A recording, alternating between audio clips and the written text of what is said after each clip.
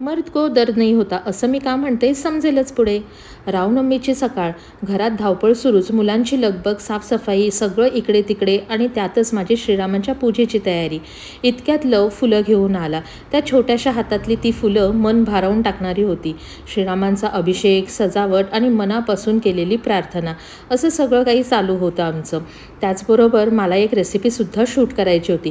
आता ही रेसिपी नेमकी कोणती आहे हे तुम्ही कालच्या व्लॉगमध्ये बघितलंच असेल, पण रेसिपी शूट करण्यामागचा पसारासुद्धा तुम्ही आज पाहून घ्या. आता हे पणकम श्रीरामांना आवडणारं तर आहेच, पण त्याचबरोबर उन्हाळ्यात शरीराला थंडावा देणारं पेयसुद्धा आहे, त्यामुळे तुम्ही नक्की ट्राय करा. पूजा झाली, श्रीरामांचा अभिषेक झाला, नैवेद्य म्हणून पणकम दाखवलं आणि आता मला करायचा होता स्वयंपाक. पण स्वयंपाकाच्या आधी म्हटलं आधी पसारा आवरून घ्यावा, म्हणून पटकन सगळा किचन क्लीन करून घेतला आणि स्वयंपाकाला लागले. आजचा स्वयंपाक अगदी साधा आणि सात्विक, कारण की आज कांदा लसूण अजिबात वापरायचं नव्हतं जेवणामध्ये, त्याच्यामुळे आज एकदम साधा सिंपल असा स्वयंपाक केला होता. श्री रामनवमीच्या निमित्ताने संध्याकाळी आकाशात मस्त अशी आतिषबाजी चालू होती. भाऊजींच्या घरासमोरचं जे हनुमान मंदिर आहे त्याच्या कळसाचं थोडंसं काम करायचं होतं, कलरिंग वगैरे करायचं होतं. हनुमान जयंती जवळ आली आहे.